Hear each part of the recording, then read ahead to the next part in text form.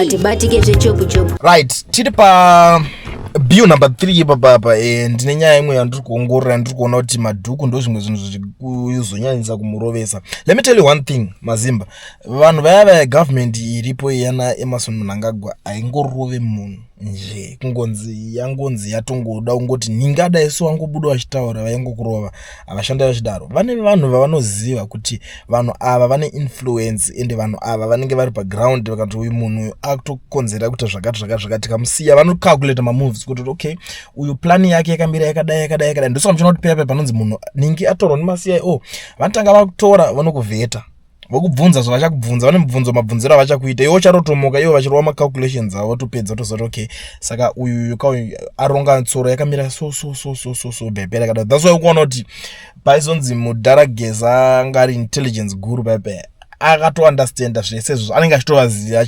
aicalculate airova mezi dzake ari kumberi kwavo 5 steps ahead of them. Pavaida kuzotira kutsvaga kuti saka tombobata ningi iwo chakadai vese vanga vasina information vasingaziva kuti tsoro dzageza dziri papi. But without wasting much of your time rekedza tipinde tinyeonesane nyaya yaProfessor Love Madhuku panapa yavari kutaura yavari kukodongodzana namudenda vari kuti mudenda is too compromised to lead the dubious public consultations. Ndo pane nyaya panapa kuti kuti vange vachinzoningirikina ava kwanise because iye hanzi uyu mudenda basa rake ndiri kuti ari kungokoshesa role yake as ZANU-PF Secretary General chete hapana zvese zvimwe zvekuzonzi anozodai hazvina kuti anokwanisa kunge achiita zvinhu nemazvo. Muri kuunderstanda nyaya yacho. So yakamira kadaiso Madhuku speaking after a violent attack on him at his party offices in Harare on Sunday, questioning Mudenda's partially as a Speaker of Parliament, arguing that his parallel role as ZANU-PF Secretary General undermines the credibility of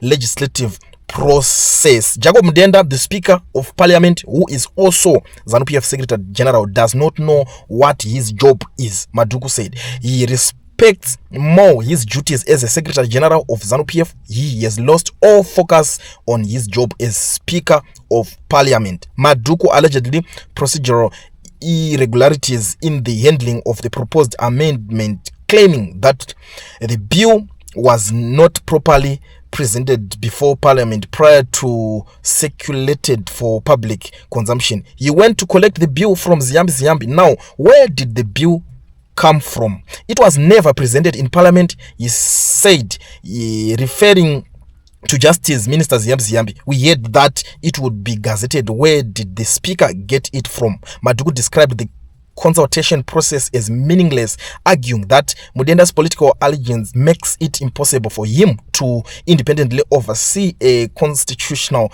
reform exercise. To expect the Secretary General of ZANU-PF to preside over a parliamentary process is to expect too much, he said.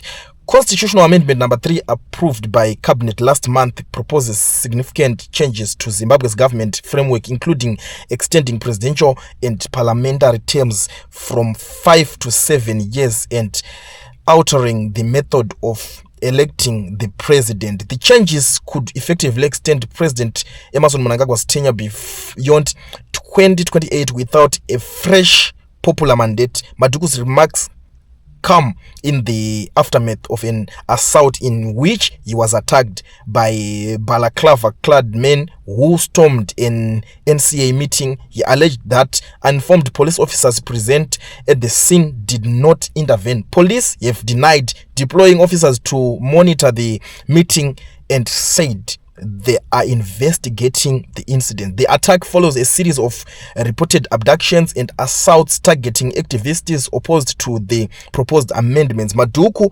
representing several war veterans, has since filed an application at the Constitutional Court seeking to halt the amendment process. Saka ya Madhuku nyaya hombe yari kunyanya kuroerwa pano manje timboonesana inyaya yekurepresenta ma war veterans, because those guys okay, pane chinhu chisingazikanwi nemazimbabweans. Do you know kuti ma veterans ndo vanhu vane power vari kutocontrola Zimbabwe, vari kutoitonga vakaibata kuti dzvinyi izvezvo. Fight yese yema-factions fights amunozoona ma-factional fights anenge achiitika muZANU-PF it is because vakomana vaya vakaenda vakanyorwa hondoka vakauya vanotaura zvavanoda kuti uyu zvaari kuti akukura musoro uyu ari kudai so uyu ngaamirezvo uyu ngaamiswe zvese zvozvo mademands avanenge vainawo akawandisa. mukubata nyaya yacho. Saka pamademands ane varume vava manje vobva vazoona munhu legal expert akaita saMadhuku wekuti kubasa kwake anotozikanwa kuti is a top lawyer. Ivo pachavo they are not afraid of Madhuku himself as an NCA leader, they don't care. But nyaya iripo kuzonzi iwo kurepresenta ma veterans ndanani vanhu ivava. And saka unonga kutyisa manje pakuti okay kana kurepresenta ma veterans vagara pachavo vanhu ava kupati yava vasikunzwanana naChiwenga. Chiwenga vanenge achitawo medzi dzake vakangonyararawo achingoitawo yaari kuitawo makadzinzwa nyaya kubva pamashure pamadhezi emadhosi aya. Saka anenge achitawo yake. Saka anoida kunyatsokuskwiza chacho chekubvunza kuti is he involved in this thing, because ndo zvimwe zvinhu zvavanenge vachitira kuda kunyatsokunzwisisa, because pane amendment yacho da kutoitwa iyoyo iri kutobvisa simba remasoja paconstitution kuti imimi chero zvikazodiwa komana imimi hamusisina simba rekuita kana makuu machinji zvekuintervene pane nyaya dzinenge dzanetsa. Ndo nyaya hombe iri kunyanyisa kupisa panapa. Saka Madhuku ndokurohwa kwake iye manje akuzoti mudhenda manje basa iri arikwanise raari kuitiswa mudhenda iri rekuti anobuda obva ati ndiye ari kuningira akunomhanya nyaya dzacho zvaari kuita as a speaker of parliament. Zvese zvezvo zvekuti azopuhwa chakati, azopuhwa amendment chakati chiri kuti rizoenda kuparliament, ari ngoritora chingorepresenta like zvaakaita kune MP aya etripusi ngomuka akatotora migikino from munhu waanga angomupawo chabangu wacho pasina kumboverify kana kumbobvunza kuti chibva atodedzera kuti ma MP akadai so marikolewa ndo mamiriro akaita zvinhu. Saka this is the same thing. Saka aronzi mukomana ari kukoshesa basa rake as a secretary general of the party, not kuti as a speaker of parliament. Haasi kukoshesa izvo, zvari kukoshesa zvepati yavo. Saka anything chanenge achiita zvine kufevhera bato first. Saka bato ndo riri kubenefita zvakanyanya. That's why uchiona kuti munhu anenge atori kana kwachenda muya kana kuti munhu anenge ari kana kunana uzumba kuya anotomona akatobata chiplakard chikanzi bill number 3 kupedza masports, bill number 3 ngatindei naro, kuzogara naye pasi mubvunzo kuti baba chimbote explainerayo kuti bill number 3 racho mune chii chiri kumbotaurwa nezvacho. Kubvunza mambuya ese anenge achinzi ari kupusha achinzi vabvuma kuti bill number 3 chii chamuri kunyatsofarira pabill number 3 baba chamuri kuwirira nacho chamuri kunzwisisa imimi. Havanyatsozvikwanisa kuzviexplaina, kungoti aiwa chese chamukanyama tingonzi imimi makomana muri kutisapota. Muri vanhu vedu vano kusapota zvinhu zvekuti even pachavo vamwe vacho zviri kutovatsimbirira but haasi kuzviunderstanda izvozvo. Kune vamwe vanhu kuti izvezvi vari kutozviti ndo mavhaisi vari mudhuze vari kutoti ngatiende tinoita zvenzanzi zvema2030 izvozvo. Haasi kuziva kuti zviri kutova disadvantage ivo pachavo, because kudhara system yavo inge tori automatic kungoti ivo kana uri vice president akanzi afa aita energy iwo wakutongonopinda automatic uchitongopinda uchitodaro muchitoenda makadaro. System iyoyo futi iri kubviswa. Saka zvinhu izvozvo zviri kudisadvantage vanhu vakawanda. Dzoka kuti paya pari kunzi chakadai vamwe vari kuzokuti ifight yekunhingirikini, but haisingori fight yekupati chete, haisingori fight yekuti vanhu veopposition futi vari kurwadziwa nenyaya dzacho chete. Inyaya iri kubata vanhu kwakawanda, but vamwewo futi vekuopposition vari kuti zvinokwanisa kubatsira kuti mareforms ange aripo, because tita adopta situation yekuSouth Africa yekuti president ari ngopinzwa neparliament, then imimi maparliamentarians ndima kuchienda kunoitirwa maelection panonzi pakuitwa election papa after 7 years ndimunoenda munovhoterwa mozoya mochuza uyu nigiri kwenyu kuti ndiye wamunenge muchidere. Ndo masituations ari panapa. But inini muri yeZimbabwe ndakuona ndikati Madhuku ari muchiki ari kuita kuvhura baba. Unoziva pane mwe vanhu vekuti havadi kuti vange vachirohwa, because mukangomurohwa chete munhu akaita sei akangopuwa mukana chete wekungoenda kana pakamera chete akutoeducata vanhu vasiri kutonzwisisa. Ende ukuona kuti nyaya iyo chandaifarira nyaya yebill number 3 ndosaka iri kunyaorovesa. Haisi nyaya yekuti iri kupopoterwa nevanhu veopposition chete, vanhu vari mupati macho vari kutoiramba kuti hatisi kuda izvozvo.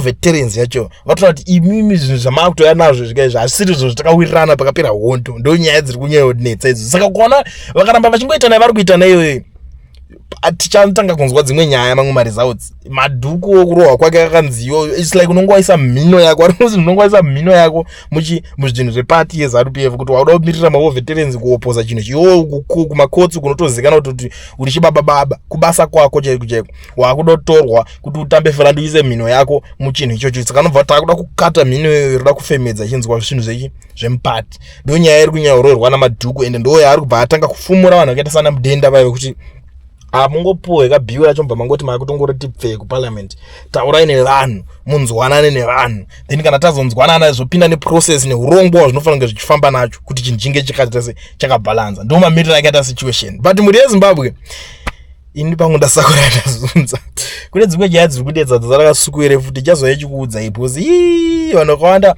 I remember madays akawanda panapo ndakamboshaudhirwa nomwe munhu achiti siyana yakasukura zodai uri kumindingina chii ndikati vakomana kana mazogara one day is one day. Isusu edu hatingotaura zvinhu zvinongopfuura kana tataura zvinhu zvichadzoka chete mucirculation because isusu hatisi vanhu kuti tongobuda totorotomoka kuti zvakadai zvozodai. Yes, pane nyaya dzekungototongoti this is news dzazvodai so but kana tagara pasi kuti toda kuanalyze kuti ningi ari kuzvifambisa sei panenge pachipisa zvakawanda zviri loading. Tichaonesana vanhu vari muSouth Africa vese uye tiudzani panapa vari kuda kuregisterwa makambani avo nekuvhurirwa ma-FNB business accounts vasina ma-work permits kana ma-study permits.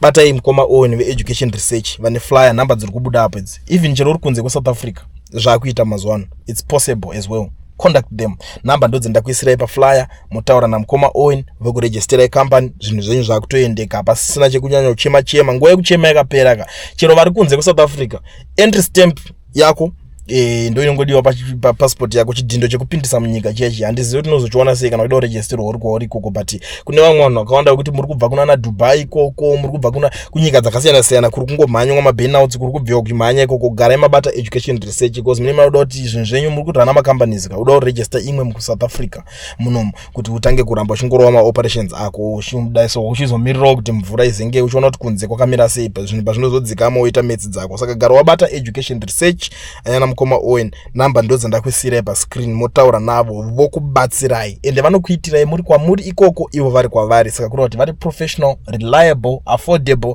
hapana chekunyanya kuchema ipapapa. Garai mavabata. Kune vamwe vanotya kuti ndotanga sei conversation ndichiti kuti chingoti ndaona advert kwaCoolient, please help me to register my company ndikwanise futi kuwana FNB business account. Unozodei mangwana. Garai mavabata.